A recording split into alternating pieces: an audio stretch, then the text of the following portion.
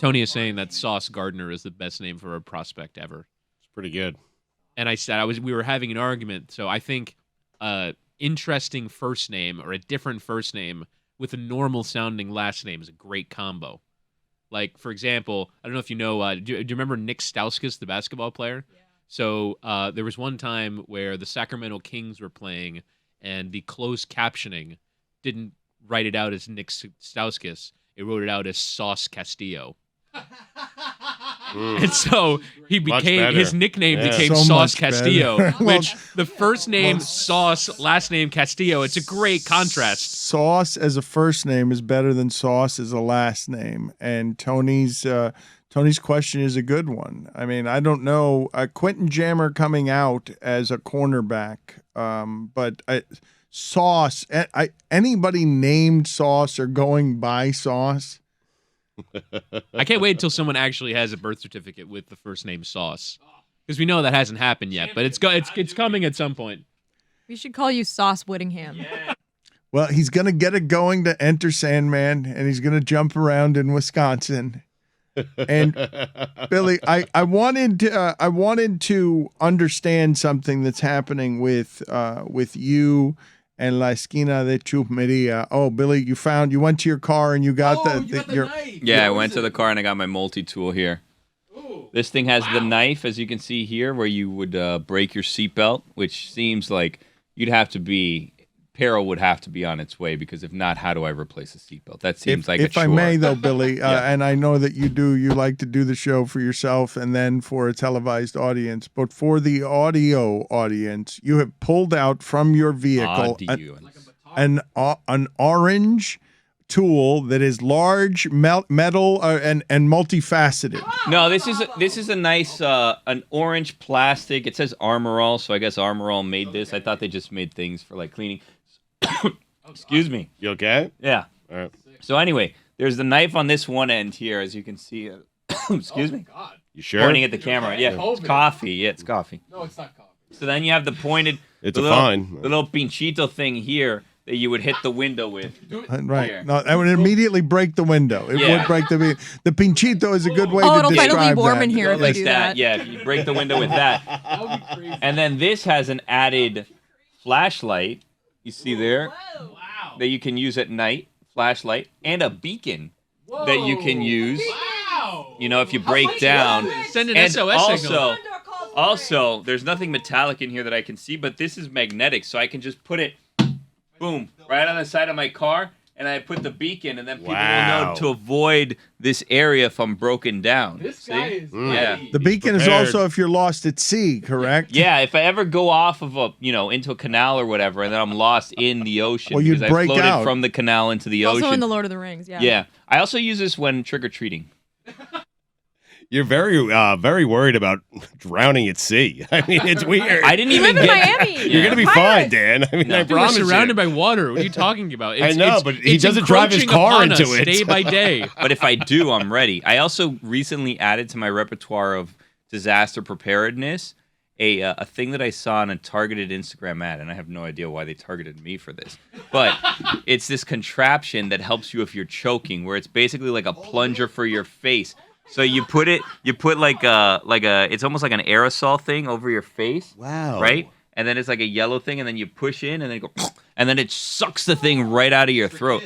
Yeah, it's designed for kids, but it comes with two sizes, kids and adults. So I kept them just in case. That's amazing. Because I don't want to be in a situation where, there's an adult dying, and I said, you know what, I was only prepared for a kid. So I have the kid and the adult situation. Yeah. So They got you. There was a news story about it. Yeah, a guy took it out of his car. He said, I bought it 5 years ago, didn't even know, saved a little kid at a restaurant. I said, good enough for me. Went to the website. What did I find? You could buy one, or you could buy two and get one free. So you can just have to be carrying it to choke, right? You can't choke and not have it. What if you choke right now and it's at home? Well, then I would choke. I would choke to death. But the point is, you mitigate the choking deaths around you if you have it like in your car and I'm within running distance and you're choking on a Frito-Lay or something. I can go and I could get it and save your life. Is it small enough to keep on your person? No. Like, oh, No. I love the idea of it. I imagine it being a bit like a tire air pump. So I love the idea of you running heroically into a room with something that sucks something right out of my face. I actually one time, and this was kind of crazy. We were talking about the other day. There's this mall on Coral Way, and like I think it's like roughly like 27th, where there's like we had watch parties there. There's like a Hooters on the bottom floor, and there's like an LA Fitness, whatever. Yeah.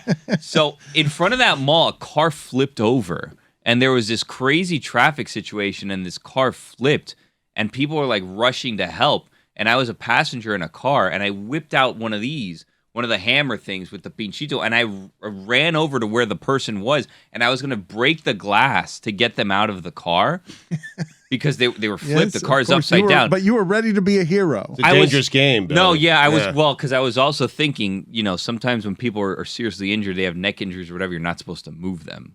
So then if I'm trying to rescue someone from a car and I break their window, one, what if they get cut by the glass that I have now created that didn't exist before? Two, what if they have severe neck injuries or something and I move them and now I'm liable for whatever their injuries are? New superhero. He Caution man. Yeah, I I was think quite too much, panicked. even when Yeah. saving lives. Well, and in the split seconds where I was panicking, looking at this flipped over car and thinking, what happens if I cut them with the broken glass, or what happens if I accidentally, cause them serious injuries where they can't move anymore because they're injured. People had then opened the back of their car and removed the person through the back of the car. Yeah, so when you have no time left, he takes his time. better safe than sorry. That is the movie poster. When you're out of time, he takes his time. but when Billy, the visual image of Billy seizing his utensil for a moment in slow motion and speeding toward the heroism and getting to the car with the already arrived fear of, if I hit this window heroically, I'm going to create more spinal situations and perhaps cut this person's face with the glass instead of the hero. Or my hands. Yeah. Instead of the hero I think I'm being, I'm going to be pulled off by authorities for vandalizing this person's car. The people in the car are begging him to smash the window. He's going to be hauled off, arrested for being someone who inexplicably attacked a car after a car accident. Just imagine. I mean, they've been through enough this day. These people that are in this car that's upside down, and they have to figure out how to replace this car, the hood, everything that's damaged. And now I'm just breaking a window on top of everything else. Billy. They're going to have to go to Charlie's Auto and fix the window or something. Yeah. But Billy, if a car is upside down, there is no fixing that car. Just break the window. I'm not a mechanic. I don't know. Well, you mentioned a couple of things here, and you mentioned pinchito, which much of the audience isn't going to know what that means. But one of the things I've been wanting for a long time, Billy, and you have this interaction with Lewis and Tony all the time, that I need Bacardi sponsoring. I need Wednesdays sponsored by Bacardi because I've been wanting to be in business for a Miami operation that would be about what we're about for a long time. And you've said that you want to make these Wednesdays something that has some spice to it. And I just heard Lewis, and this is not a Miami hour and it's not the local hour, but he's muttering to himself because he's not getting enough touches around here on the show, and he wants to be he's in the video department, and all he does is get to shout from a corner. He's like, I got best avenues and best streets in Miami. He keeps muttering it. It's the old Stugotz trick of saying it during the breaks under your breath as you walk past The people. old planting the seed. Yeah. And he's been doing this for a couple of days. I got 5 best streets and avenues in Miami. Are you ready to do this? Because you've said you're going to show Jessica Miami, and all she's seen is the Bass Pro Shop at Dolphin Mall. No, that didn't count. He also, by the way, because no one had bid on his best avenues and best streets, he's going around making a list of best semáforos in Miami. Great list. Those I are love traffic that. lights. Thank you. That's such a great word. It's such a great comedic word. I'm more excited semáforos. for that one. That's a hard one. That's a hard one because it's specific to where you live and where you grew up. Top 5 Semáforos. No, it's It incorrect. can't be top 5 stoplights in Miami. Yeah, they can. Intersections. This list is good. You're gonna Top regret 5 this Miami list. Avenues, I'm starting gonna with. regret this. I'm gonna regret having Bacardi. No, Billy, you won't. Hold on. Defend me. He didn't see the vision of top 5 streets, avenues, and Semáforos. Billy was like, "This is a shit list. I'm walking out." But of course, that's his MO for everything. Yeah. Coward. Yeah, my baseball tonight list was a shit list. Everything's a shit list. Tony's Everybody- pizza list. Yeah. Yeah, Harold Reynolds was on your list. Yeah.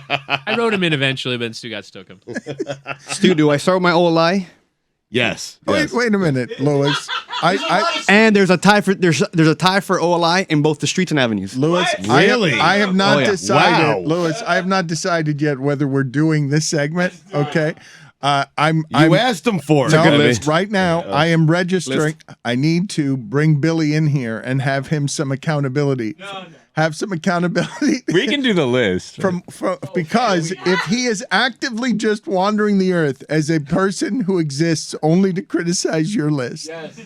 And if he is taking delight in the idea of Dan, don't do this segment. I'm trying to think for all of us here, long term. Yeah. Is it which one's worse, streets or avenue? If am I allowed to choose only one of these lists as a compromise? How about do one, and if it goes well, do the other. So start with like the one that you think is the strongest. Also, quick update: I've been planting seeds like nobody's business, and I think we're gonna do a site visit of an abandoned Kmart for a future event. Yeah. Wow. Hubba hubba. That is not the right use of hubba. It's the worst possible use. It is a clearly not misused. It's a It's a Kmart. stray hubba. All right, Louis, let's do this. What is it? Streets or avenues? I'm gonna do Miami Avenues. Wow. I'm gonna do the lesser because I'm confident. All right, let's go. Wow, okay. OLI, No. 107th Avenue and 117th, the tie. Okay, outside looking in, fine. They're kind of the same. Go ahead. Go ahead. Yes, they're kind of. They're not the same at all. 107th is a shout out to my Golden Panthers. 117th for the Turnpike people. 117 sucks. It does suck, but it's necessary. Then why'd you put it on the list? It's necessary. No, It's OLI. 117th is useless, Dan, because you could just take the turnpike right next to it and you get the same place without Not everyone can stoplights. afford the tolls in Miami. That's true. Number 5, Chrome Avenue. Dan, everyone in their lifetime has driven a Chrome Avenue, and we do not know why. Scariest avenue, man. Scariest avenue in Miami is Chrome by far. Everyone's parents tell them don't drive on Chrome. Everyone's parents. We used to tell go to the them ranch parties in the Redlands. They're like, don't use Chrome that. Did because you ever it's go to the very insane dark. asylum that was abandoned? Of course. Yeah. You don't live in Miami if you didn't go to the insane asylum. When he says chrome, when he says dangerous, I think he speaks of ghouls and the supernatural more than just bad energies. Things have happened there. Where? Chrome Avenue. No, yeah, but there's actually an abandoned insane asylum that people go to at night, and Bonfires and whatnot. yeah, Javies. childish things. Number 4, 87th Avenue. I don't know what happened to you. What happened there? My tongue got stuck in my mouth. 420, man. I'm only a man. Sino City. I'm congested. It goes from Pinecrest to Miami Lakes. It's pretty crucial. Number 3. Lejeune. Come on. Nailed it. Lejeune. That's it. Lejeune. That's a good one. Number 2, 27th Avenue. It goes from the Grove to Parkland. It does. Yes, it does. I'm taking it. It does. It turns. No, you have not. I'm telling you, No, you have not driven Where from the Grove to Parkland on the Grove to 27th Avenue. It Parkland. took you Stugotz, 4 days. it was- One of the not from the Grove, Stugotz. from Dolphin Stadium all the way up to Parkland. I have taken that. Yeah. Dan, it turns I have into those. University Drive and it Yep. goes straight to Exactly Parkland. right. I know Yes. it goes all the way through the city, but it goes all. But no. Stugotz has not done it from the Grove. From of death punishment? I corrected myself. I said from Dolphin Stadium all the way up to Parkland. It would take you about a month, Stugotz, with all those semáforos. 2 months. I mean, it took a while, but that's where Waze sent me because there was traffic on the Turnpike N95. So I did it. I don't believe it. It's University Drive, man. It is. It turns into University Drive. It does. Number 1's a little controversial because I don't know if it's an avenue, but US 1. I don't know. It's a little controversial. From the Keys to Maine. Yes. Yeah. It's the best That is avenue in that's a Miami. really good one. I think it is an avenue. I asked Billy Corbin. it has Biscayne Bay Semáforos. Avenue? Isn't that what it's called? They have too? US 1 has its own rules because everything here is kind of It's like a Celtics grid, highway, but US yeah. 1 just goes this way and that way and zigs where others zag. It's just enough. US 1 too much. Biscayne Boulevard. It's a boulevard. Right. A boulevard is totally different. We don't have. You couldn't fill out your list with 5 boulevards. US 1 is a federal highway, though. I mean, Yeah, but it goes north and south and it divides the city. And Billy just prefers it's a this and that. It's a thing that goes this way, disjointed It that does. way. It does. Yes, it does. It goes straight. No, it doesn't. When you're on it, it goes straight, but it does not go along with the grid of the rest of Miami. What do you mean, Top 5 streets. No, we're not going to Fatah. That was not What? But he said this was the better list, Dan. This is a better list, Dan.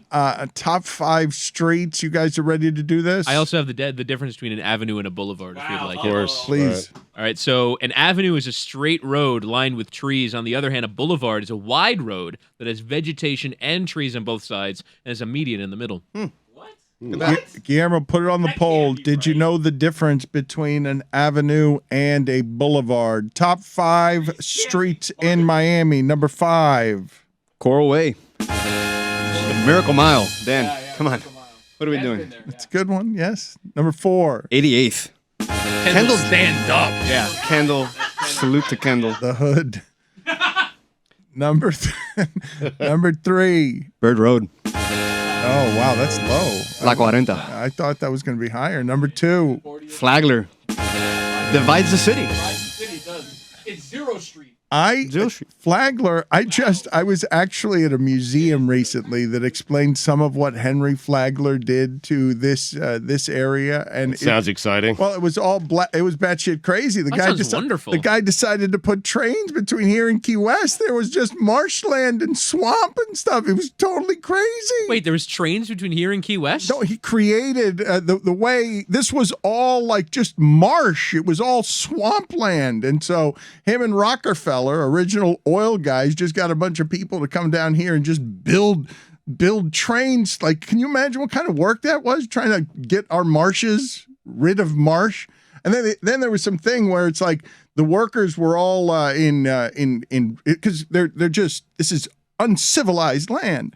The workers don't know what hurricane tracking is, and so they're off trying to do the railroad. They're like 10 miles at sea, and 150-mile-an-hour hurricane comes and just takes everything out. How terrifying would it be? Awful. How terrifying would it be if you had no method of finding out that a hurricane was going to hit you?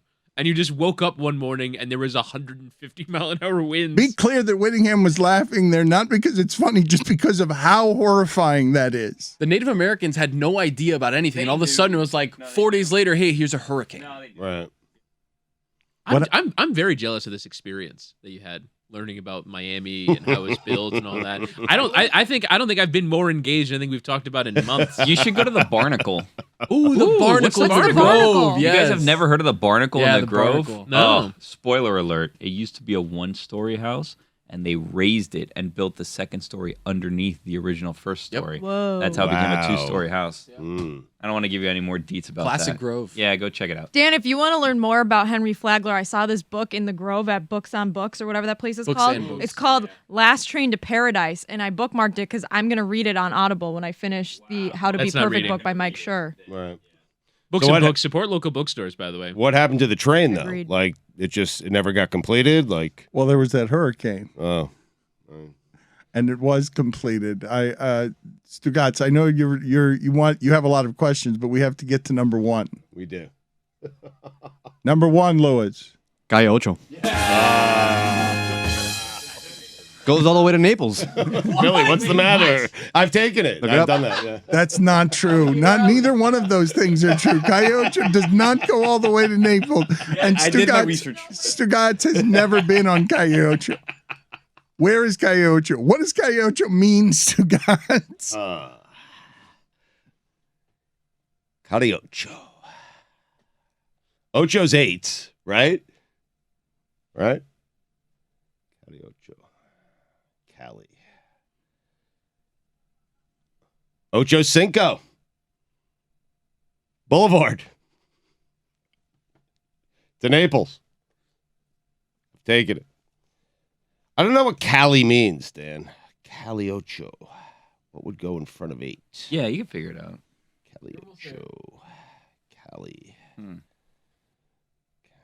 Ocho. What would go in front of 8? It's got to be something that would go in front of 8. That is like a standard thing to go in front of 8, right? Yeah, like what? Why are you having? I don't understand what you're doing. I'm trying to figure. You asked me a question. I'm trying to figure it out. I mean, I could just say I don't know. What could Cali Ocho be when we're ranking top streets? 8th Street.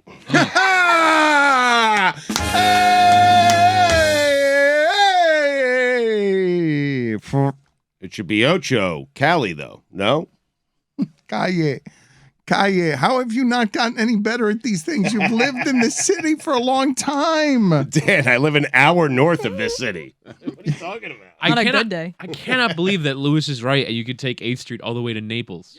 Right, I've done it. That doesn't seem possible. It's a street that I goes wanna through go. the Everglades. It's Alligator Alley. No, Alligator Alley is I-75 going north. Nah, not my Alligator Alley's also really scary. And Chrome it is Alligator terrifying. Alley. There's a brown sign on Alligator Alley going south where it says, "If you need to get gas, stop here." Yeah. That is hate those signs. terrifying. Yeah, I hate those signs. It's only like 60 miles long. Like I it's know, not but that anything still, can happen. It is the 60 worst miles. 60-mile haunting, man. stretch of road anywhere in America. I'm Yes. There's serious. no way Also, that's I true. dare you. It's true. Yeah. I dare you to drive it at night. Yep, Dare you. You've been dared. Now you have to. Yeah. do it. Horrifying. Should be a great death punishment. Along with driving 27th Avenue all the way from Coral Gables to Parkland. I've done it. Not so bad. Jessica, what are you not understanding? About this drive, the way that I would just explain it to you is that when it's dark, you know you're driving through swampy marshland. No, it sounds terrifying, Dan. Sometimes when I'm driving around the Grove and you see all like the mangroves in the marsh, you're like, oh, this is what everything used to look like down here. We've just plopped a city right on top of it. It's a little scary. But I really want to hear the top 5 Semáforos, Dan. No, we can't do stoplights. That's already this segment has been way too granular on Miami. I want to talk more about. It's all like within 20 blocks of each other, Yes, too, which is the thing. I want You can make your own list. It's Lewis's list. Yeah. I Your own want list once. I want you to describe, Billy, to people. Have you driven Alligator Alley at night? It's horrible. There's no lights. There's nothing. And Chrome is bad. Like Chrome is bad, Chrome is dangerous. That's why everybody says don't drive on Chrome. It's like one lane in each direction. There's no lights. People are just cutting around each other, driving the other way down the street. It's crazy. Wild West, literally. Yeah, wild Southwest. Yeah. The problem with the alley, though, Billy, correct me if I'm wrong, is it's so boring. It's so long, It's even though like you could fall asleep. It's very dangerous. the fear will not let me fall asleep. The gripping the steering wheel with both fists will not let me fall asleep. Also, the being surrounded by alligators thing.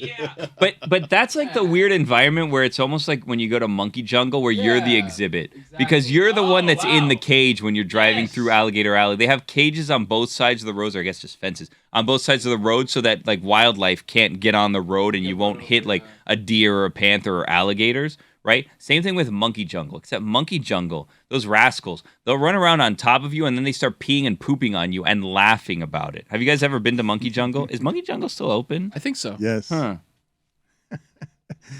Those I think of those monkeys as what you do on the show. Like What do you mean? You scamper on the top of the show and just start throwing poop and throwing it in every direction.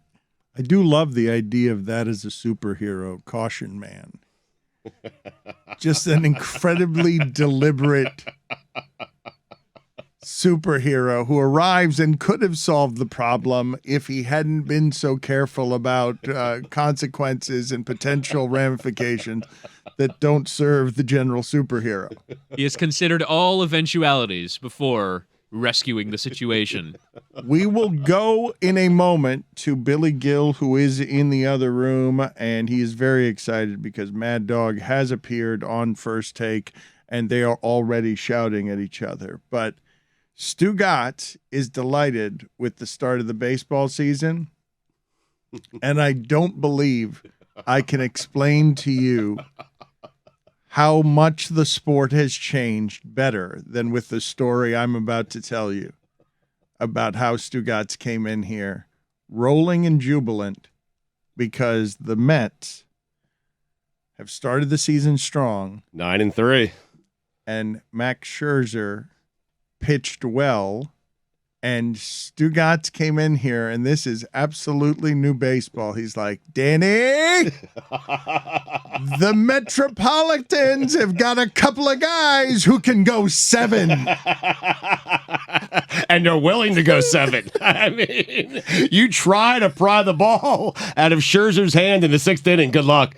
Ain't happening. And DeGrom as well. He is willing to go 7. The problem is he's hurt because he went 9 too many times. I mean, I love 7's the new 9, right? Put it on the poll, please, at LeBatard Show. Is 7 the new 9? Because, yes, if you've got a guy who could go 7, I got a guy, the new taunt is I got a guy who'll go through 2.5 times your lineup. I got a guy who get through part of the third time through the order. I could get the top of your order out after I've gone through the lineup 2 times.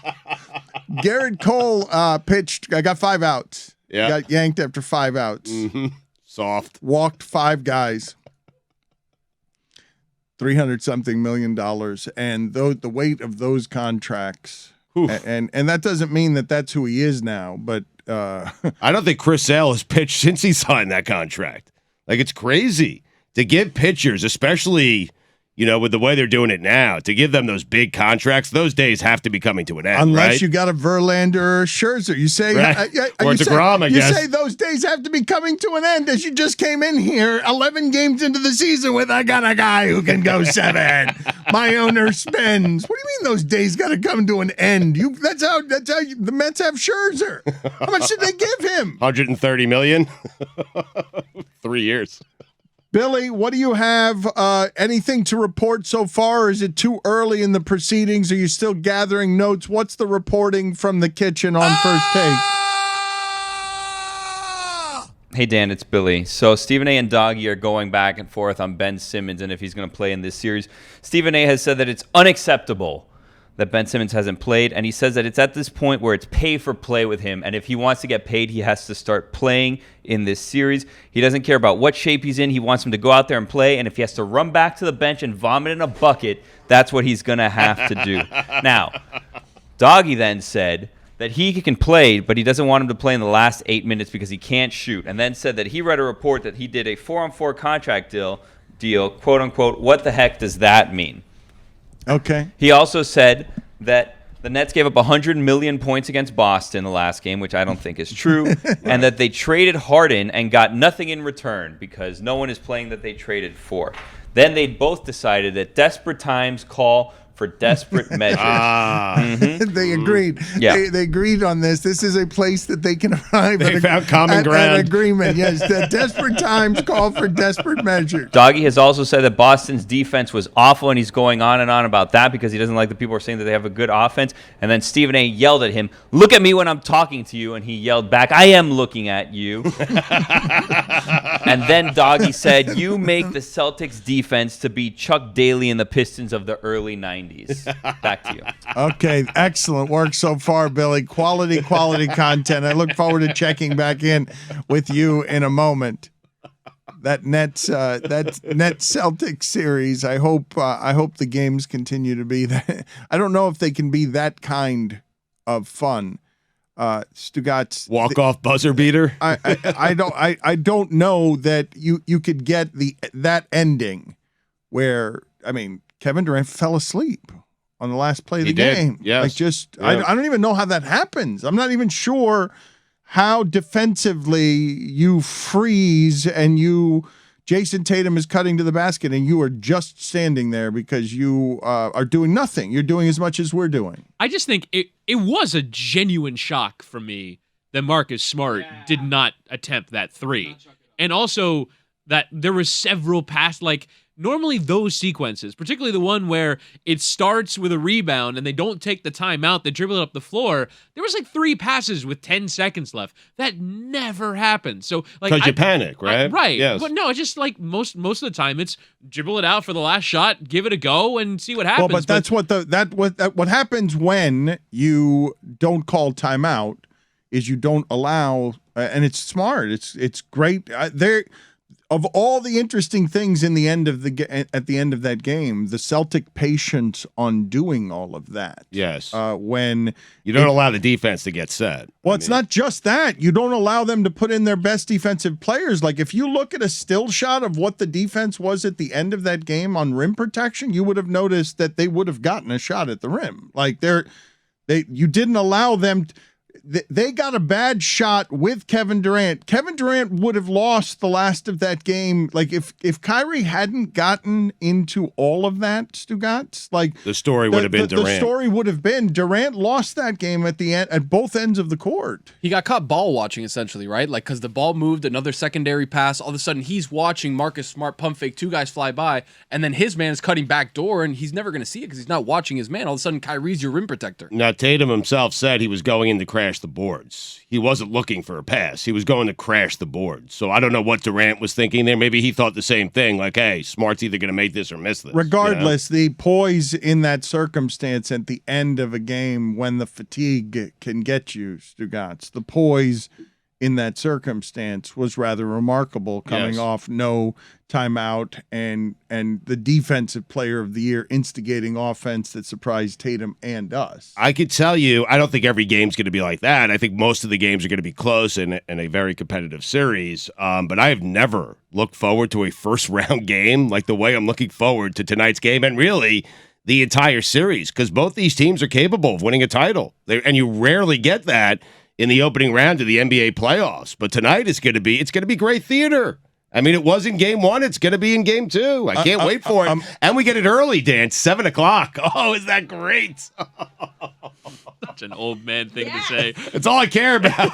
I might actually watch it. That late game, you're just staring down the barrel of Memphis against Minnesota. Oh, 9:30 tip-offs. Like, oof. Goodness me. Yeah. Oh, but it's such fun basketball. Oh, no, all the games have been great. Teams. All the games have been great. I honestly thought the one dead rubber that we'd have would be the Pelicans-Sun series, and the Pelicans only win in 1. So, like, all these series are tremendous. But, like, it's almost... That first game between Boston and Brooklyn felt like Game 7. Yeah. Like, that's how intense it was. Crazy. But, like, I can't imagine it's going to be that good again, right? It can't be. No, it's not possible for it to be that good where you get all of the elements. I mean, start with a villain embracing villain in a way we haven't seen villainy embraced in sports very much. Post-pandemic, post-vaccine, bleep off, freedom fighter, Kyrie Irving. He's the most famous guy on his team because of now, going outside of sports and becoming a symbol for something. And it might become his team as you're watching Kevin Durant fade away in the last game, and you saw Kyrie Irving double teamed and the ball went to Kevin Durant. That was the plan. But you'll still have that tonight and moving forward, like Kyrie versus Boston versus the crowd. I mean, they were chanting his name against him. Kyrie sucks at Fenway Park. I mean, what do you guys think he does? Is he going to keep going with the histrionics? He was fined. He was fined $50,000, I'm assuming, for the double middle fingers, although he was fined $25,000 for running on the Cleveland court and saying, "You ungrateful mother bleepers, I won you a championship." And that was a fine on you will not talk to our customers that way. And ungrateful mother bleepers is how Kyrie stomps with every step. In Boston, in Cleveland. Now, Boston says, what do we have to be grateful for? You came in and you betrayed us. You came in and disrespected everything that we are. Kyrie was immediately uncomfortable, said he was staying, and then he left. Right. Left and joined up with Durant, and now in the first round, they collide against each other. You rarely get the storylines like this, but I would say to you that the combination of things, to me, it's not just the storylines over here. Those are interesting enough. I don't know how you guys are watching this because as basketball changes, I don't care that Memphis, Minnesota, I'd like it to be close. I'd like it to be wonderful. I'm just like, how are these people this good? Right. Like, how are these people so good at shooting from these distances? And you cannot like the game because these guys are missing 60% of their threes, or they're missing 65% of their threes.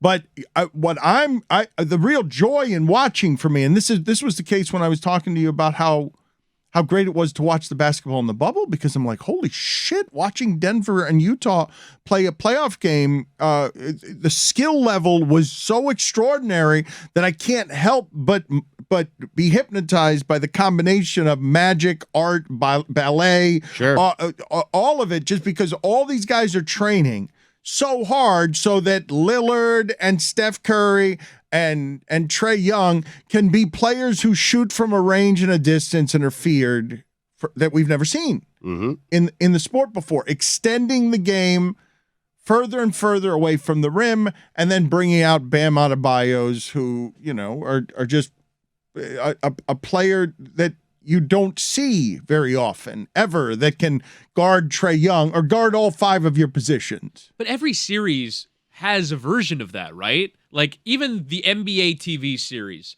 everyone knew straight away Memphis, Minnesota. Those games are going to be on NBA TV with the fifth string commentators, no matter what. But even that, you have Anthony Edwards, John Moran. Last night, Memphis went at the rim over and over and over again. They did. But still had the 3-point shooting. They must have had 1,000 points in the paint from the highlights that I watched. But Memphis has this ridiculous amount of athleticism. They're a great watch. I don't think there's a team in the playoffs right now that you wouldn't enjoy watching playing basketball. And I just remember, Maybe the Hawks. The Hawks, they're one of the best offensive teams in the league. In the mid 2000s, we used to flip on even the good, like the Spurs were a horrific watch. Like there were NBA Finals games that finished like 82-75. Like there was some really bad basketball in the 2000s. And now I don't think of the 16 teams there's a bad watch in them.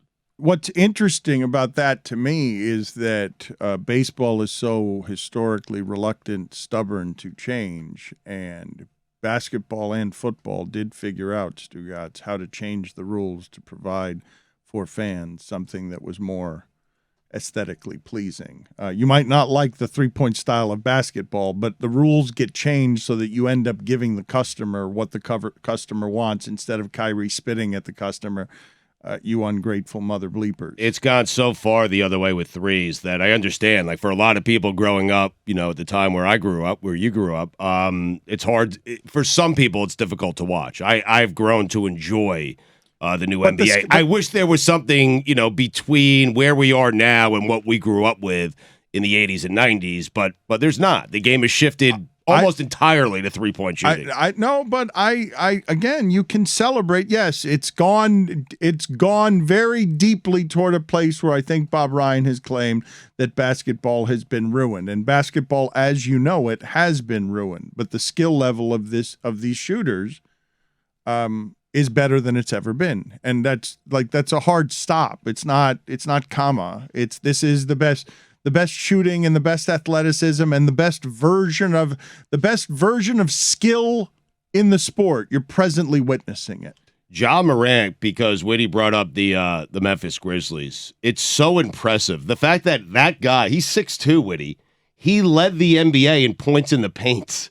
He's unbelievable. Yes. There was a great I watched the extended highlights when I got home last night, and John Morant, there was one sequence where they weren't taking the main camera. They were taking a camera that was right next to the announcer's table. And so you're at court level. And the explosion that he has, every jump, every movement has such explosion that it makes complete sense that he's the leading scorer of points in the paint. Is he more athletic than Westbrook? Yes. I feel like he is. Then prime Westbrook. Then prime. I'm not saying Westbrook now. When I say Westbrook, I say more fast switch muscle fiber than any athlete I've ever seen. So I'm not. Morant reminds me of Iverson a bit. He does. Well, but if he had but ops. but Iverson was inefficient. I know. This is Just his quickness, the way he gets to the paint, but he jumps. To Tony's point, he's got better hops than Iverson had. He's unbelievable. He's my favorite player in the NBA to watch. Hey Dan, it's Billy. Hello, Billy. Things have gotten hot and heavy here on the set of First Take, where they were talking about Jimmy Butler and the Heat. That's right. Mad Dog said that Jimmy Butler, because they were asking how far can Jimmy Butler take the Heat. Mad Dog said that Jimmy Butler can take the Heat to the second round. And then he said, all of a sudden, because obviously Stephen A was not happy with that, he said all of a sudden Jimmy Butler is going to be Kareem, Jerry West, Oscar Robertson. That's kind of one of Mad Dog's things that he does. Then he said that that what's going to happen is the Heat are going to win this round. They're going to beat the Hawks, and then they're going to, quote, they'll have a parade in that lousy sports town down there. Oh, Mad Dog my said. God. Yeah. And then It's Mad Dog started lousy. saying That's that a- Jimmy Parade Butler and down Jason. Chrome Avenue. Yeah. He's tired of Jimmy Butler and hearing about Jason Tatum. Can they win some hardware already?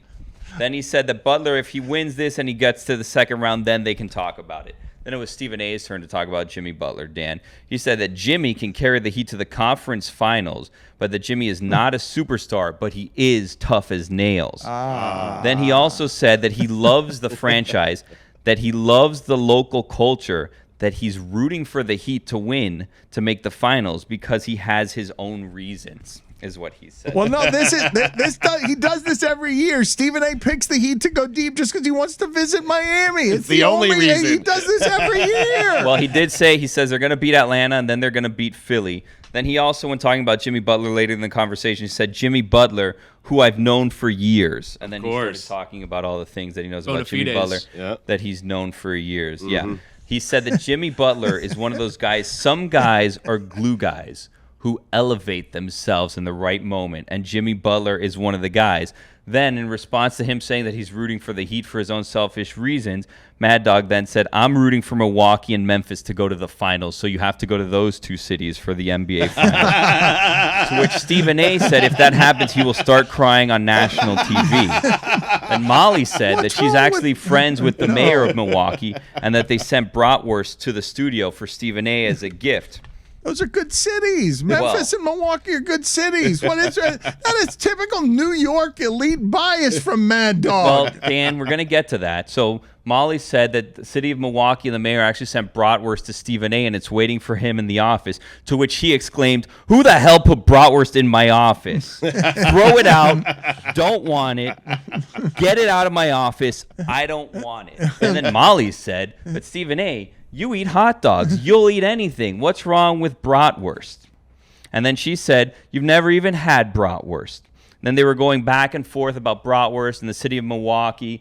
And then Mad Dog did the thing where he said, the city of Milwaukee is great, hardworking people. I love the city of Milwaukee. And Stephen A clarified, and he said, we're not talking about the city of Milwaukee. We're talking about bratwurst. Then Mad Dog at some point threw in, you're making everyone Bob Pettit. What's with you? He loves Pettit. Back to you. Thank you, Billy. I appreciate it. Jessica, I need a fix of college football. What do you got for me on Brian Kelly? You got anything good for me on the Brian media Kelly, tour? Enough with that guy. Brian Kelly's been doing, and the last 2 weeks he's been on a media tour where he's let it all out on the table. Why he left Notre Dame, how great LSU's cafeteria is. I'm like, how is that? No, that's not why you left Notre Dame. It's not because of the cafeteria. It's a good reason. But it's a good reason. He keeps talking about the facilities, blah, blah, blah. But Dan, there was an anecdote in the Sports Illustrated article by Ross Dellinger that I have to read to you because Brian Kelly really stepped in it here. So the article says, as soon as Brian Kelly walked into the home of star offensive line recruit Will Campbell, he smelled Louisiana. The spicy goodness emanating from the kitchen, Kelly turned to Campbell's mother and quipped, "You must have been cooking all day." Holly Campbell quickly corrected the coach. "No, sir, but my husband has." Her husband, a 6'5", 280-pound man nicknamed Bull, glared at Kelly from across the living room.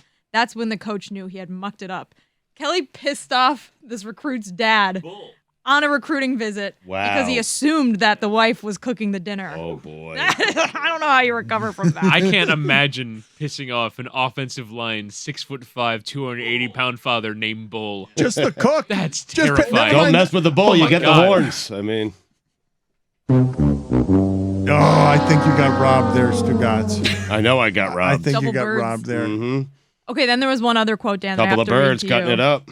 He said, everyone is like, "Aw, it's going to be this white guy from the Midwest going down there, and it's going to be crazy," Kelly says. "There's a little more spice to the food, maybe a little bit more roux than I'm used to, but it hasn't really been an adjustment that I felt like this is really outside of my comfort zone." He basically just saw every meme that people tweeted about him, like, eating spicy Louisiana food and, like, freaking out, and he feels like he needs to correct the record now. It's very pathetic, Dan. It is kind of funny to see. Are you guys experiencing this the way that I am? With the veneer of college sports has sort of been torn down and torn apart, so we see the insides of the thing a little too closely now during the pandemic. And so Brian Kelly might be your savior CEO at $15 million a year, but we're all like kind of, you can get a lot of guys to probably do that, and they can do a little less clown than Brian Kelly has done the first 6 months of like trying to fit in as the cool savior guy, bringing in hope. But we're all kind of in on the grift at this point. And Brian Kelly, you might think he's a good coach. I'm not disputing that he is, but I think the Lincoln Rileys of the world have probably passed on whatever speedboat they're on. I'm thinking they're going at a higher rate of speed, that some of this has passed Brian Kelly by, and he hasn't noticed while jumping from Notre Dame to LSU because he's so pleased with himself with what he did at Notre Dame. And he will get great talent at LSU. So my guess is he will As look, long as he doesn't piss off Bull. he will look pretty smart, but the smart guy is going to be like Les Miles and Ed Orgeron, another guy who's running a factory that you kind of know, they could get the athletes and anybody can run it. Because look, Les Miles was eating grass and he won. And Ed Orgeron's a swamp monster who was just tolerating all sorts of nonsense and criminal behavior, allegedly. But to your point, the kid still went there. Like plenty of talented kids still went there. But I'm saying what the grift that it is Brian Kelly. I don't know what you think of Brian Kelly. Maybe you are listening to this and think Brian Kelly is the best X's and O's smartest genius there's ever been. I won't even argue with you on that. I'm just saying those two jobs he's had, like, they get pretty good athletes, and that job is made easier by when you can make a champion of Ed Orgeron and Les Miles. Right. Those two guys. It seems like an easy job, an easy place to recruit. I'm not saying it's an easy job, but an easy place to get kids. We've seen the mask come off of Brian Kelly. Oh, you're not actually as smart as cool as you think you are, but you may win anyway. Well, he's not. He's never been like an X's and O's guy. He's the CEO guy, which is what you mentioned, which is why I think he's a good fit for LSU, because they want some like institutional stability there, because they have had a little bit of a roller coaster in their athletic department with the various lawsuits and Coach O leaving and having to let him go and have him sign the severance agreement. So he's basically, I love various lawsuits, not going to as a coach phrase. for 2 years and leave. And then Coach O visited Notre Dame last week, and that was a whole other thing, because now LSU fans and Notre Dame fans, do we have beef? No, I don't think we have beef. Why Because would we have Coach beef? O visited? Yeah, it was like a whole thing, Dan, on college football Twitter. Coach O visited Notre Dame practice and told Notre Dame that they're going to win a national championship. And it seemed like there was some like pot that was stirred, but that's just what coaches do. They go and they gas people up. Like, you can't turn a switch in your brain if you're Coach O. What pot was stirred by Coach O visiting Notre Dame and saying they're going to win a championship? Dan, because he's an LSU guy. He's Coach O. And so Brian Kelly went to LSU, and now we got Coach O. But it's like, no, no one hired him at Notre Dame. Right. Like, he's just visiting the school. I don't know why he was visiting. But he did that purposely, though. Yeah, Guarantee he the might national have. But championship. what do you do if you're Coach O? Like, you just go to... You're a champion go to Key swamp West monster. for You are a 5 champion years. You swamp want to be around monster. football, but you can't coach. So you probably go around and visit some coaches. He recruited Marcus Freeman at LSU. So he has a relationship already with Marcus Freeman, who almost went to LSU instead of Notre Dame in 2021, Dan. So I didn't really read too much into it, but a lot of people did. did. No, the fact that you just bothered us all with that unspooling suggests that you read too much into it. Well, that was just a footnote, Dan. But what I was really bothered by was in the Sports Illustrated article, what Brian Kelly said, the two things that I mentioned, him pissing off Bull, I'm pissed off for him. Because you should never assume that the wife is doing the cooking, no matter who you are. Men also cook. Ask my boyfriend. He cooks for me every night. Brian Kelly said that the dancing... Were those bona fides? Yes. Mm-hmm. Boyfriend bona fides. Mm-hmm. Brian Kelly said that all the dancing, all the embarrassing dancing he does with recruits, he does it for the kid. Oh, please. I mean, come on. Give me a break.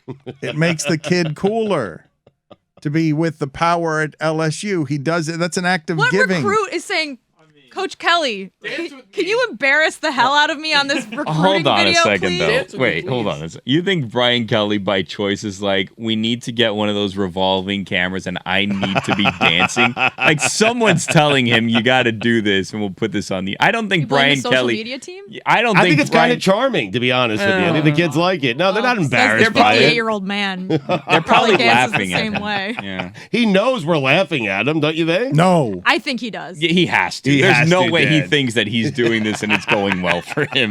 No But way. then own up to it in the article. Don't be like, wow, do it for the kid. Be like, ha, yeah, I'm a dumbass. That's what I would say. I at don't least, think but I he's am one. embarrassed by it. He wouldn't keep You doing would not it. say that. You would not be on record saying, haha, I'm a dumbass. I literally just was on record saying, ha, I'm a dumbass. Juju, you can tweet that.